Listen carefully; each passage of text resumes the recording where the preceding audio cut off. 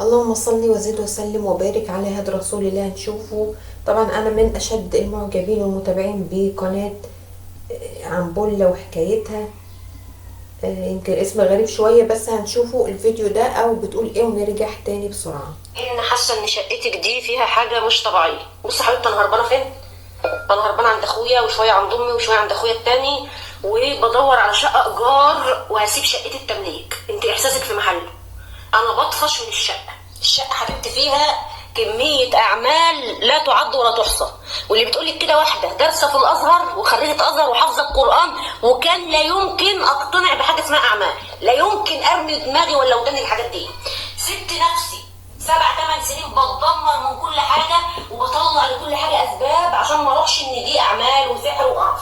انت عارفه يعني ايه واحده تتقرع كل ده بجنب واحد؟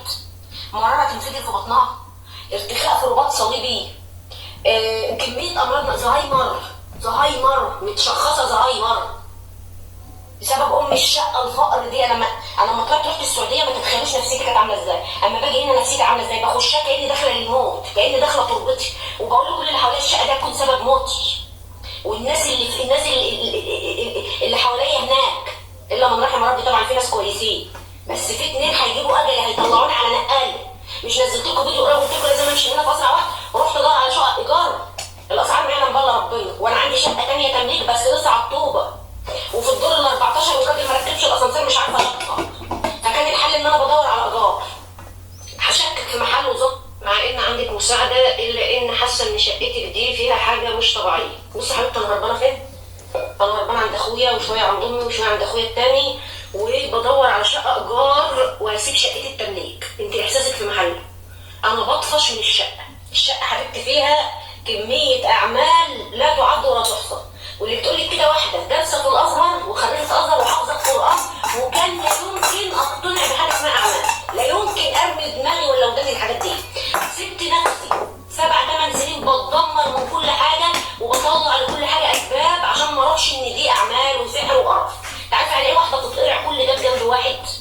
مراره تنفجر في بطنها، ارتخاء في رباط صليبي، كميه امراض، زهايمر متشخصه زهايمر بسبب الشقه الفقر دي. انا لما طلعت رحت السعوديه ما تتخيلوش نفسيتي كانت عامله ازاي. اما باجي هنا نفسيتي عامله ازاي، بخشها كاني داخله للموت، كاني داخله تربتي، وبقول لكل اللي حواليا الشقه دي هتكون سبب موتي.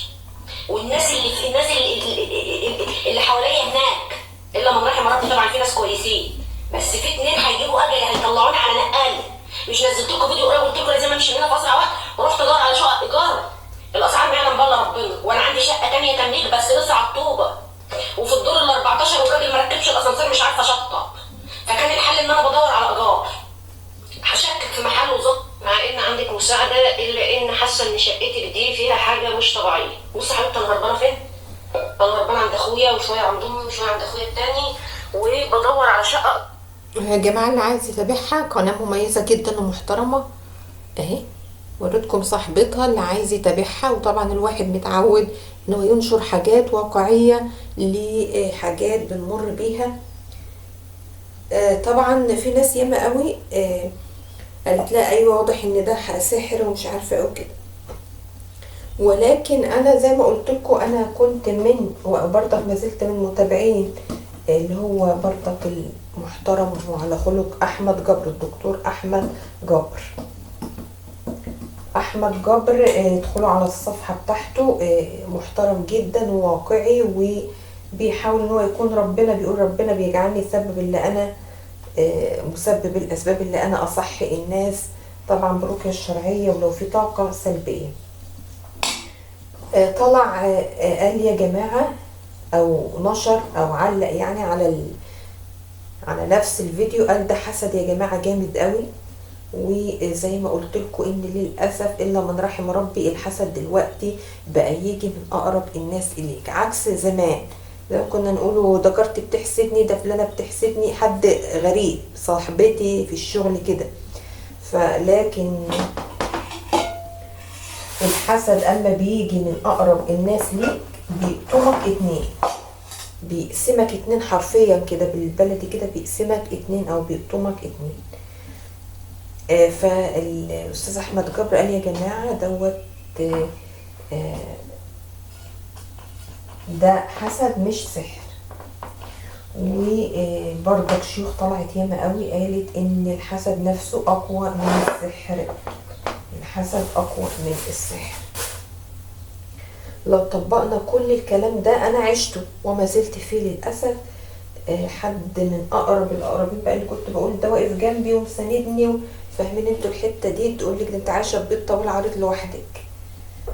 ورغم ان الحمد لله على كل حال يعني هو مش ده، هو دور ارضي ودور علوي والسطح او السطح اللي انتوا يعني على حسب كل بلد والطريقه بتاعتها. تمام. الحمد لله على كل حال نعمه وفضل. بس انا بتكلم يعني مثلا مش عماره 5 6 ادوار ولا او فيها اسانسير زي العمارات اللي هي بتبقى 13 14 دور، لا عاديه والحمد لله على كل حال. ولكن منظوره عليها. محدش بقى اللي هو اقرب القرابين محدش يبص الحسد اللي وحدتك اللي انت مريتي بيه. انت يعني مش عارفه تعيشي حياتك بصوره طبيعيه زي الناس العاديه. فاهمين انتوا الحته دي؟ اتطلقتي وسحر ومميسه لا، نفس اللي كان بيتقال لي برضك لما كنت عايشه في شقه 5 اوض. كان يقولوا لي برضك نفس الكلام، ده شقه واسعه، ده شقه كبيره، حكايه الروايه برضك. العين جابتنا الارض الا من رحم ربي، مش عايزه اعمل. ف الحسد لما بيجي بيحسدك في، يعني كنت اسمع الشيخ الشعراوي بيقول في ناس بتحسدك على وحدتك. اقول اهلي بيقولوا ده وحدتي او حد يحسد على وحدتك؟ طب ما الوحده نفسها بتجيب المرض وتجيب الهبل فقلت ايه حد يحسد على حد على الوحده اللي بتحسد عليها؟ اكتشفت اللي انا عايشاه. طبعا زي ما قلت اقدار ومكاتيب وكل حاجه وبعد قضاء الله وقدره. ولكن زي ما بقول الحسد يا جماعه بيموت على البطيء. الحسد بيموت، او السحر بقى. تخيلي الاتنين، تبقى انت عايشه في حسد وسحر. وحتى في عز ازمتك. انا برضك كنت لما انا عايشه هناك برضو في اسكندريه اللي هي الشقه ال5 اوض، كنت دايما نفس الاحساس كده، انا مخنوقه منها ومش طايقه ودايما نتعارك انا وطليقي ونفس الدراما دي. فاحيانا بتحبي انت تقولي مثلا يعني للي حواليكي انا مخنوقه انا مش مرتاحه معاه، يقول لك لا ده هي بتقول كده عشان خايفه من الحسد. ما كانش حد بيصدق انه مثلا عايشه عيشه كويسه الظاهر حاجه، اما الحسد والعين اللي رشقت في حياتي اتدمرت حرفيا وما زلت فيه. يعني تلاقي مثلا اللي بتتكلم دي او اللي بيتكلم متجوز مع عياله، الحياه ماشيه، دايره الحياه ماشيه. فاهمني؟ يعني انتوا ما انتوش عايشين الوجع اللي انا عايشه فيه.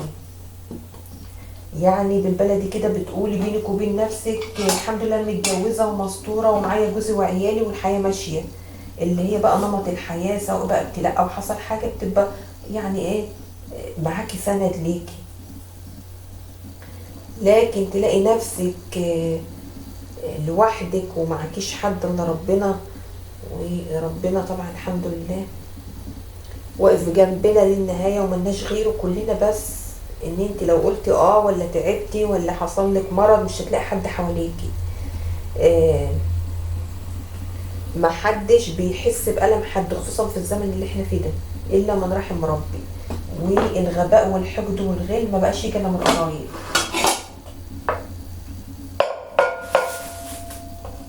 يعني زي ما قلت ان في مثل بيقول او حكمه بتقول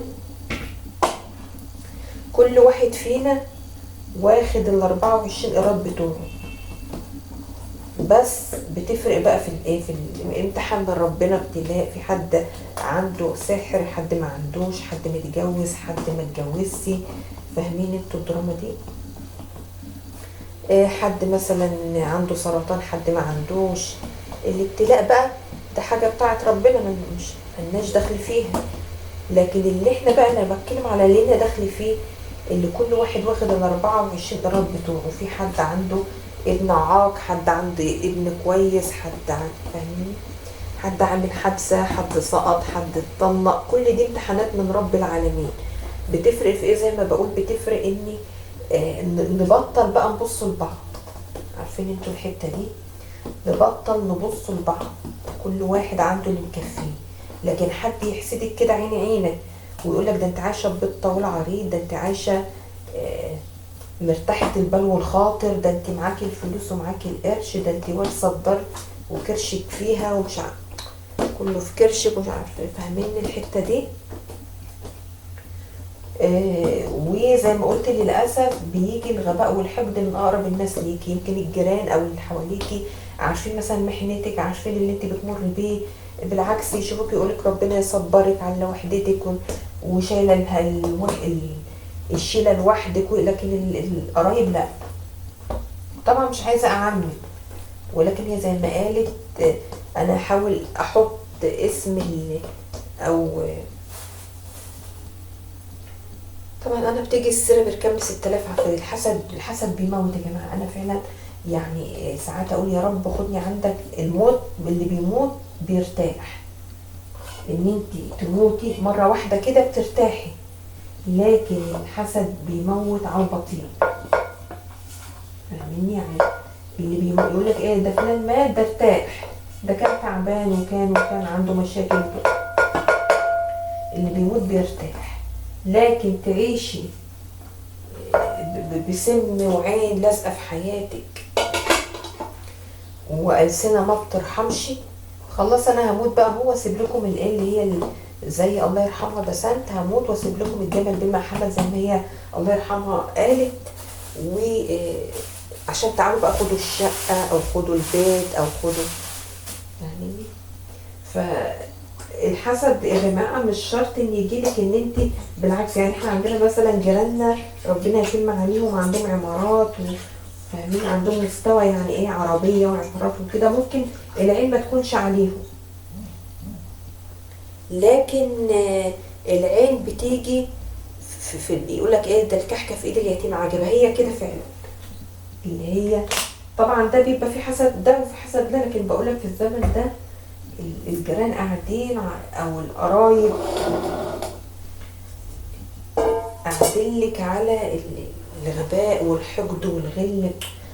فالواحد النفسيه نفسها تعبانه. لا اله الا انت سبحانك اني كنت من الظالمين. طبعا بحب زي ما قلت